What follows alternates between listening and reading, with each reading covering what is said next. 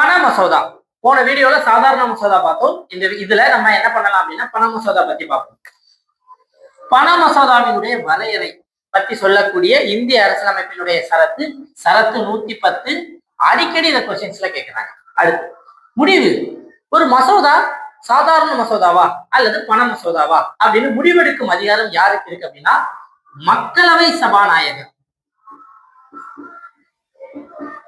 மக்களவை சபாநாயகருக்கு. அறிமுகம். இந்த மசோதாவை எங்க மட்டும்தான் அறிமுகப்படுத்த முடியும்? மக்களவையில மட்டும்தான் அறிமுகப்படுத்த முடியும். அப்ப மாநிலங்களவையில அறிமுகப்படுத்த முடியாது. பரிந்துரை.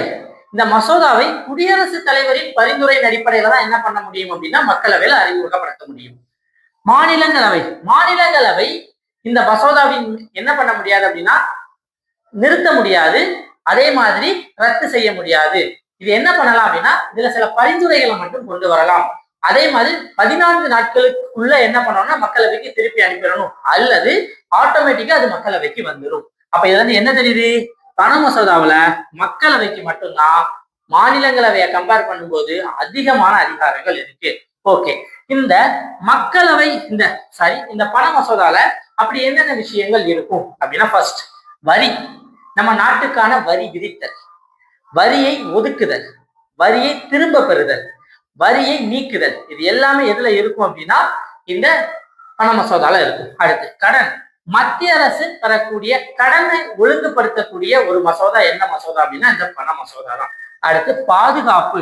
இந்தியாவின் தொகுப்பு நிதி, அவசர கால நிதி, இதற்கு தேவையான பணத்தை இந்த நிதிகளை இந்த நிதியினுடைய பாதுகாவலனா யாரு செயல்படுறா அப்படின்னா பண மசோதா செயல்படுது. அதே மாதிரி இந்தியாவினுடைய தொகுப்பு நிதி, அவசர கால நிதிக்கு தேவையான பணத்தை ஒதுக்குவதற்கும் பண மசோதா தேவைப்படுகிறது.